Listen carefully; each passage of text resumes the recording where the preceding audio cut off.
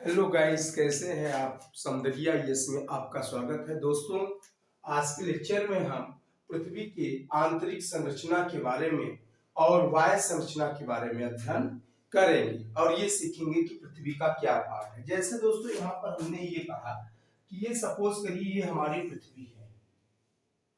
ये पृथ्वी का आकार गोलाकार है। तो पृथ्वी का जो ऊपरी आवरण है यानी पृथ्वी का जो ये सतह है दोस्तों, अगर हम पृथ्वी के सतह की बात करें कि सतह पे, तो यहाँ पे दो क्वेश्चन आता है। अगर हम इसको ऐसे पार्ट डिवीजन कर ले तो ये पृथ्वी का आंतरिक भाग हो जाएगा दोस्तों, आंतरिक भाग। दूसरी वो चीजें होती है दोस्तों, ये पृथ्वी का सतह है, लेयर है, तो ये आ जाएगा पृथ्वी का सतह। पृथ्वी का सतह माने पृथ्वी के ऊपर, ऊपर पृथ्वी पर। पृथ्वी के सतह का मतलब होता है दोस्तों, अगर हम कहें ये पृथ्वी का सतह है, इसका मतलब पृथ्वी पर की बात हो रही है। पृथ्वी का सतह, पृथ्वी का सतह का मतलब होता है पर। अब तीसरा क्वेश्चन बनता है पृथ्वी के ऊपर,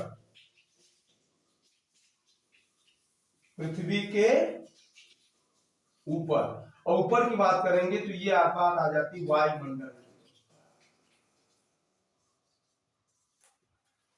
तो यहां से दोस्तों तीन तरह के क्वेश्चन हमारे एग्जाम में पूछता जाता है कि पृथ्वी का आंतरिक भाग किससे बना है, पृथ्वी के सतह पर क्या सबसे ज्यादा है, और पृथ्वी के ऊपर वायुमंडल में कौन सी गैसें पाई जाती है दोस्तों।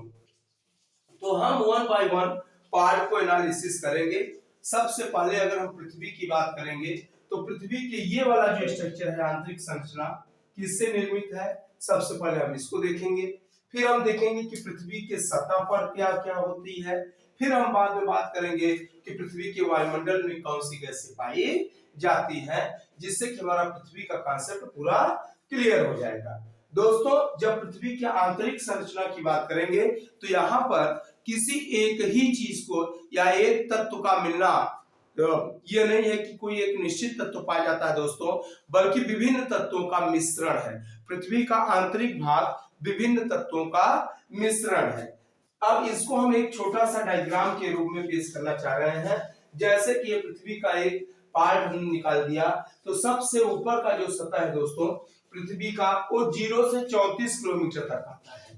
0 से 34 किलोमीटर का जो क्षेत्र होता है दोस्तों, इसी को हम भूपोपल्टी या क्रस्ट के नाम से जानते हैं। क्या कहते हैं दोस्तों, भूपोपल्टी या क्रस्ट के नाम से जानते हैं। और यह सीले से बना है। सीले का मीन्स क्या होता है, सिलिकॉन प्लस एल्यूमिनियम से बना है। ये सिलिकॉन प्लस एल्यूमिनियम से निर्मित है। इसी तरह जो पृथ्वी का दूसरा लेयर है वो 34 किलोमीटर से लेकर 2900 किलोमीटर के बीच में फैला है। ये मेटल से बना है। मेटल मीन सीमा। सीमा क्या होता है दोस्तों, सिलिकॉन और मैग्नीशियम से बना है। किससे बना है, सिलिकॉन और मैग्नीशियम, मैग्नीशियम से बना है। सिलिकॉन व मैग्नीशियम से बना है दोस्तों। जो पृथ्वी का आंतरिक हिस्सा है उसे हम कोर कहते हैं। ये नीफे से बना है, यानी इसका मतलब है आयरन प्लस निकिल से बना है।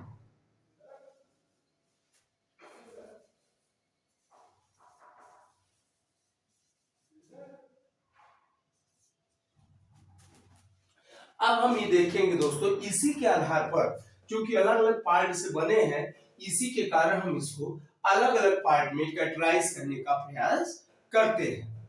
जैसे अब 0 से 34 किलोमीटर क्रस्ट भूपोपल्टी किससे बना है, सिलिकॉन एल्यूमिनियम से बना है। 34 किलोमीटर से लेकर 2900 किलोमीटर का जो पार्ट है मेटल, ये सिलिकॉन और मैग्नीशियम से बना हुआ है। 2900 से 5100 पार्ट और 5100 से 3670, दोस्तों ये पूरा पार्ट सेम चीजों से बना है, लेकिन फिर भी इसको डिवीजन इसलिए किया गया है कि यहाँ पे प्लाज्मा के रूप में, मैग्मा के रूप में चीजें हैं। इस रूप में है मैग्मा के रूप में है, यहाँ पर सॉलिड के रूप में मिलता है, यानी यहाँ पर ठोस रूप पाया जाता है, ठोस के रूप में है, जबकि यहाँ मैग्मा के रूप में। तो ये ठोस जो रूप है 2900 से 5100 किलोमीटर, इसी को हम नीफे कहते हैं दोस्तों। और ये सॉलिड से बना है, ये आयरन और निकल से बना है, यानी आयरन निकल से ये भी बना है, आयरन निकल से ये। लेकिन जो लिक्विड वाला पार्ट है जो मैग्मा के रूप में है वह बना है 5100 से लेकर 3670। यानी कुल कहने का मतलब दोस्तों, अगर कोई आपसे पूछे कि पृथ्वी का केंद्र कितना है तो आप बता सकते हैं कि पृथ्वी का जो केंद्र है 63-70 किलोमीटर तक पृथ्वी का केंद्र फैला हुआ है, और यहाँ तक ये सभी चीजें पाई जाती है। 63-70 के बाद और भी आगे, लेकिन दोस्तों यहाँ तक पहुंचना बहुत ही कठिन काम है। यहाँ तक टेम्परेचर अत्यधिक बढ़ जाता है क्योंकि पृथ्वी सन का हिस्सा है। दोस्तों यहाँ पे दूसरी चीजें हैं कि इस बीच में जो रेखा होती है, इस रेखा का नाम है मोहर डिस्कंटिन्यूरी। सेम पर्सन दोस्तों, यहाँ तक की रेखा का नाम क्या है? गुटेनबर्ग डिस्कंटिन्यूरी। यहाँ तक की रेखा का नाम क्या है? लेहमन डिस्कंटिन्यूरी। इस रेखा का नाम है जो ये डिवाइड करता है कि इस पार्ट से इस पार्ट के बीच में क्या पाया जाता है। अब दूसरी चीज आती है दोस्तों कि पृथ्वी के सतह पर क्या पाया जाता है। जब हम पृथ्वी के सतह की बात करते हैं तो पृथ्वी के सतह की बात होती है तो यहाँ पे पाया जाता है सबसे ज्यादा ऑक्सीजन 46.71%, सिलिकॉन 27.69%, एल्यूमिनियम 8.07%, लोहा 5.05%, कैल्शियम 3.65%, सोडियम 2.75%।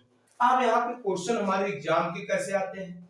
अगर क्वेश्चन दोस्तों ये पूछा जाए कि पृथ्वी पे सबसे ज्यादा कौन सी गैसें पाई जाती, कई बार एग्जाम में पूछा गया है, तो पृथ्वी पे सबसे ज्यादा कौन सी गैस पाई जाएगी? ऑक्सीजन पाई जाती है 46.7%। लेकिन यहीं पर देखिए तीसरी चीज है पृथ्वी के वायुमंडल। वायुमंडल का हमने जिक्र किया था कि ये पृथ्वी है हमारी, पृथ्वी पर गुरुत्वाकर्षण है, इसके कारण गैस का एक घेरा बन गया है, और ये जो घेरा बना है इसी को पृथ्वी का हम क्या बोलते हैं दोस्तों? वायुमंडल बोलते हैं।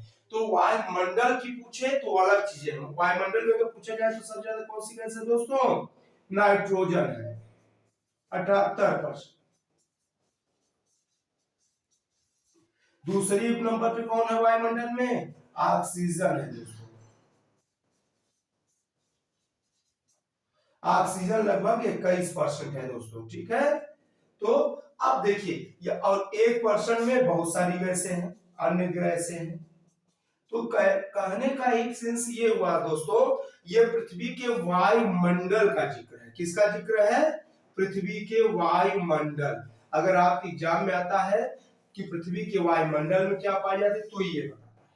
लेकिन अगर पूछा गया कि पृथ्वी पर क्या पाया जाता है तो आपको ये बताना है कि पृथ्वी पर सबसे ज्यादा ऑक्सीजन गैस है। अगर पूछा जाए कि पृथ्वी पर सबसे ज्यादा कौन सा तत्व पाया जाता है या गैस पूछा, ऑक्सीजन बताओगे। पृथ्वी पे सबसे ज्यादा कौन सा पदार्थ पाया जाता है? सिलिकॉन बताना है। पृथ्वी पर सबसे ज्यादा धातु कौन सी पाई जाती है? एल्यूमिनियम पाई जाती है दोस्तों। एल्यूमिनियम अगर ऑप्शन में नहीं है तभी हम लोहे को बताएंगे, अदरवाइज एल्यूमिनियम आंसर करेक्ट होगा। लेकिन अगर यही चीज हम पूछे कि पृथ्वी के वायुमंडल में सबसे ज्यादा कौन सी है तो आपको नाइट्रोजन बताना 78%। उसके बाद दूसरे नंबर पे हमारी ऑक्सीजन है लगभग 21%। उसके बाद अन्य गैसें का नंबर आता है दोस्तों। इनके अलावा CO2 हो गया, आर्गन हो गया, और बहुत सारी गैसें यहाँ पर पाई जाती हैं। ये क्वेश्चन और छोटा सा है जो एग्जाम में लगातार आता है, इसको यहीं पर बताना ज्यादा जरूरी होगा कि पृथ्वी के आंतरिक भाग पर, ये पृथ्वी पर है, यहाँ पर पृथ्वी के आंतरिक भागों से कौन सी गैस रिलीज होती है? तो कौन सी गैस रिलीज होती है दोस्तों? रेडान होता है। रेडान पृथ्वी के आंतरिक भाग पे पाया जाता है और यह काफी वेट वाली गैस होती है दोस्तों। ये गैस जब भूकंप अर्थक्वेक आता है, भूकंप के समय हम आगे डिस्कशन करेंगे इसके बारे में, तो वहां से निकलती है। Thank you class. आज के लेक्चर में बस हम लोग पृथ्वी के संरचना के बारे में अध्ययन करेंगे, जिसमें पृथ्वी का आंतरिक संरचना किससे बना है, पृथ्वी के वायु भाग पर क्या पाया जाता है, और पृथ्वी के वायुमंडल में कौन सी गैसें प्रेजेंट हैं, इसके बारे में आज हमने यहाँ पर इस वीडियो में सीखा है। दोस्तों, इस तरह से 60 वीडियो हम आपको बनाते रहेंगे, जिससे कि आपके नॉलेज को पुशअप करते रहें, एग्जाम के क्वेश्चन सॉल्व होते रहे। अगर आपको हमारा वीडियो दोस्तों अच्छा लगेगा, इसे लाइक करें, सब्सक्राइब करें, शेयर करें और अपने दोस्तों को भेजना न भूलें, जिससे कि ज्यादा से ज्यादा लोगों का बेनिफिट हो सके। Thank you class.